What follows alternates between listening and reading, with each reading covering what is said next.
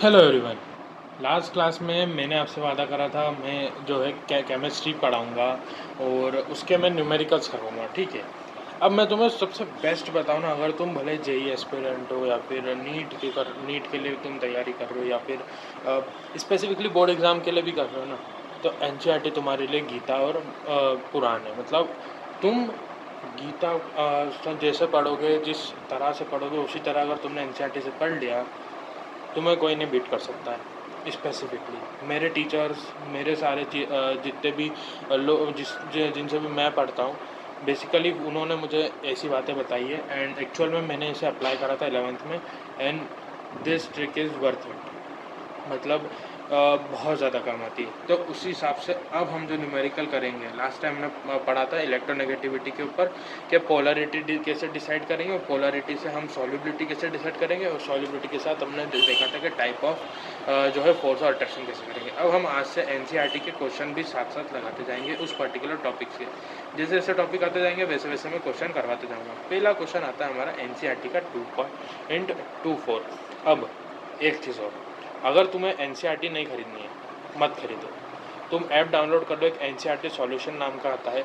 उसमें तुम्हें एनसीईआरटी की सारी बुक्स, जितने भी सारे सब्जेक्ट की, सब फ्री ऑफ कॉस्ट अवेलेबल है।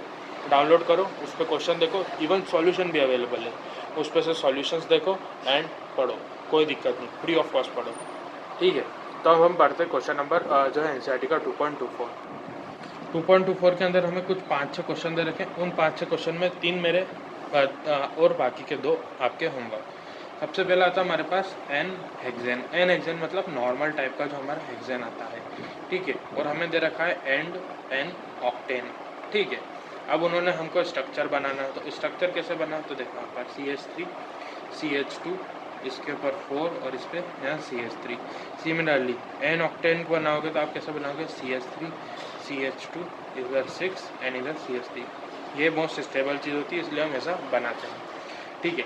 अब मैंने तुम्हें क्या बताया था, सबसे पहली ट्रिक, जितने भी हाइड्रोकार्बन वो कैसे हैं, नॉन पोलर।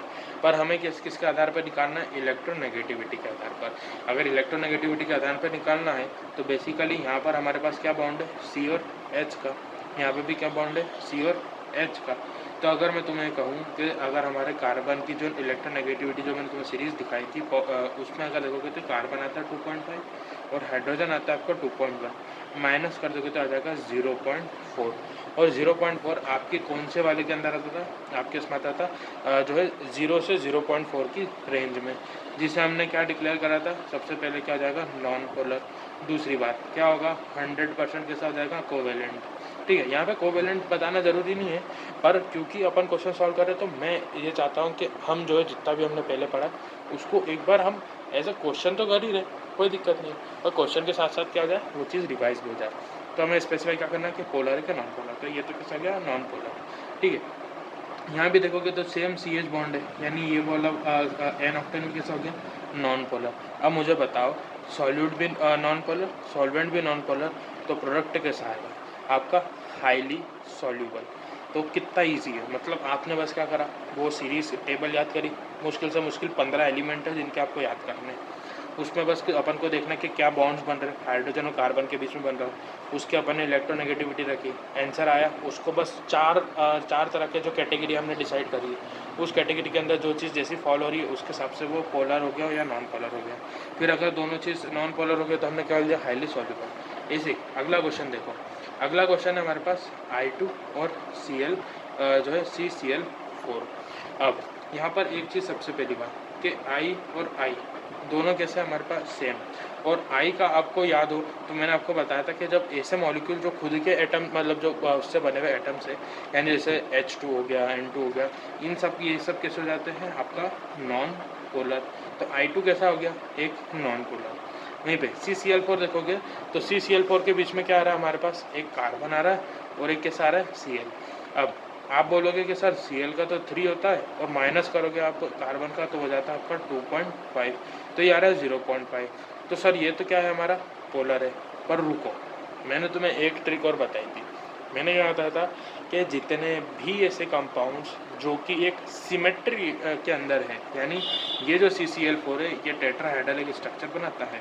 अब टेट्राहेड्रल स्ट्रक्चर बनाता है इन द सेंस कि ये हो सकता है कि कार्बन और क्लोरीन के बीच में क्या हो, पोलरिटी हो और ये एक दूसरे को खींच रहे हो, पर खींच भी कैसे रहे, एक दूसरे के अपोजिट डायरेक्शन में।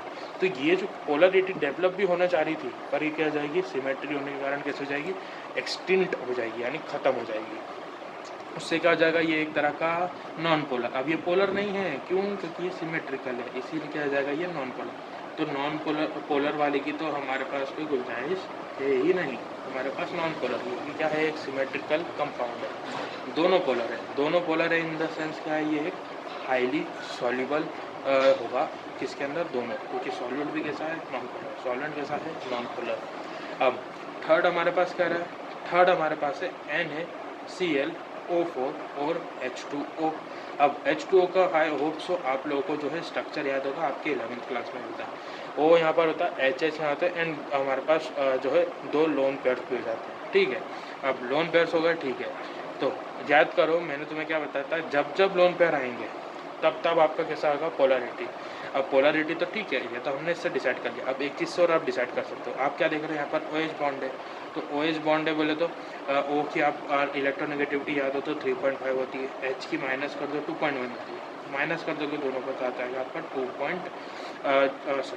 1.4, और 1.4 हमारा किसके अंदर फॉल होता है, हमारा पोलर के अंदर। तो ये बॉन्ड कैसा आ गया, H2O एक पोलर बॉन्ड हो गया।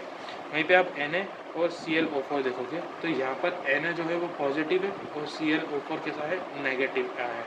और ये कैसा हो जाएगा हमारा, एक आयनिक, क्योंकि आयन में टूट रहा है, ये एक आयन्स में टूट रहा है, और जो चीज़ आयन में टूटती है वो किस जाती है, एक आयनिक। ओके ठीक है, मैंने क्वेश्चन गलत पढ़ लिया। सबसे पहली बात, हमें तो हाई इसके अंदर सॉल्युबिलिटी नहीं पढ़ानी है, सॉल्युबिलिटी की जगह हमें बताना है इसके अंदर कौन सा फोर्स लग रहा है, ठीक है। तो फोर्स लग रहा है तो मैं बताता हूँ तुम्हें, नॉन पोलर और नॉन पोलर होता है। तो नॉन पोलर और, ठीक है, इतना तो ये भी समझ में आएगा ना कि एक चीज़ तो सॉल्युबिलिटी भी निकल रही है, और दूसरी चीज़ हम और क्या निकाल सकते हैं यहाँ पर, फर्स्ट क्वेश्चन में देखो तो दोनों कैसे हैं, नॉन पोलर। और अगर दोनों नॉन पोलर है इन द सेंस जो है हमारे पास यहाँ पर बॉन्ड कौन सा बन रहा होगा, वीक वंडरवॉल फोर्स। और वीक वंडरवॉल फोर्स को जो है हम एक और क्या बोलते हैं, हम लंडन डिस्पर्जन फोर्स। ये मैंने लास्ट क्लास में भी बताया था, ठीक है, लंडन डिस्पर्जन फोर्स, ठीक है। ये तो हो गया हमारा इसका। वहीं यहाँ भी देखोगे तो नॉन पोलर दोनों नॉन पोलर तो कैसे जाएंगे, हाईली सॉल्युबल। और दूसरी चीज़ कैसी हो जाएगी हमारे पास, ये दोनों के बीच में बॉन्ड कैसा होगा, नॉन पोलर के बीच में होता है वीक वंडरवॉल फोर्स। ऐसा क्यों होता है, क्योंकि देखो हमारा जो है इसके अंदर हमारा जो है बेसिकली नॉन पोलर के अंदर कोई चार्ज प्रोड्यूस नहीं होता है, ना कोई पार्शियल चार्ज होता है, जिसके कारण कैसा हो जाता है, एक पूरा का पूरा मॉलिक्यूल एक तरह से बोल सकते हो कि डिस्चार्ज होता है इलेक्ट्रिकली। और अगर इलेक्ट्रिकली बाहरी तरह से अगर डिस्चार्ज है तो उसके बीच में किसी तरह का फोर्स ऑफ अट्रैक्शन जो है बहुत कम हो जाता है। और जब बहुत कम फोर्स ऑफ अट्रैक्शन होता है तो हम उसे लंडन डिस्पर्सन फोर्स या फिर वीक वंडरवॉल फोर्स कहते हैं। अब यहाँ भी देखोगे तो ये कैसा हो गया, आयनिक। यहाँ देखोगे तो ये कैसा हो गया, पोलर। और आयनिक और पोलर हमारा कैसा होता था, आयन डाइपोल जो है हमारा आयन डाइपोल और फोर्स। आयन डाइपोल क्या होता था, फोर्स। अब ये 3 क्वेश्चन हुए मेरे। अब 2 क्वेश्चन आपके रहे, मैं फिर भी ट्रिक बता देता हूँ। एक आपको निकालना है इथेनॉल के बीच में, और आपको निकालना है एसीटोन के बीच में, ठीक है। अब आपका इथेनॉल देख लो, तो इथेनॉल कैसे निकलता है, तो इथेनॉल का आपका फार्मूला हो जाता है आपका जो है CH3OH। और वहीं आप देखोगे तो आपका जो एसीटोन है उस एसीटोन का जाता है CH3C, नीचे डबल बॉन्ड O, और इधर जाता है CH3। यहाँ देखोगे तो CH बॉन्ड तो आ ही रहे हैं, CH बॉन्ड तो आ ही रहे हैं, और साथ में भी क्या आ रहे हैं, एक OH बॉन्ड है और एक CO बॉन्ड है। तो प्रीफर हम किसको करेंगे, जो कि अलग हो, जैसे कि यहाँ पर OH अलग है और यहाँ पर CO अलग है। तो O और H के बीच में इलेक्ट्रोनेगेटिविटी निकालना, C और O के बीच में इलेक्ट्रोनेगेटिविटी निकालना, दोनों को डिसाइड करना पोलर है क्या नॉन पोलर है या फिर आयनिक है। आयनिक तो है नहीं क्योंकि यहाँ पे कैसा है, बॉन्ड आ गए। अब बॉन्ड आ गए यानी नॉन पोलर या पोलर होंगे। फिर डिसाइड करना अगर दोनों पोलर हो गए तो कैसे जाएंगे, डाइपोल डाइपोल इंटरेक्शन। अगर दोनों नॉन पोलर हो गए तो कैसे जाएंगे हमारे पास जो है वीक वंडरवॉल फोर्स। तो ये रहा आपका होमवर्क।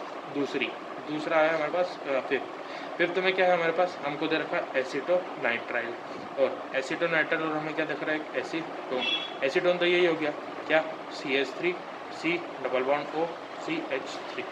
इसमें भी क्या करोगे, सी और ओ के बीच में निकालना इलेक्ट्रोनेगेटिविटी, वहीं पर एसिटोनाइट्राइल हो जाता है आपका CH3C ट्रिपल बॉन्ड N। यहाँ पर आप निकालना C और N के बीच में, C और N के बीच में इलेक्ट्रोनेगेटिविटी निकालना, C और O के बीच में इलेक्ट्रोनेगेटिविटी निकालना।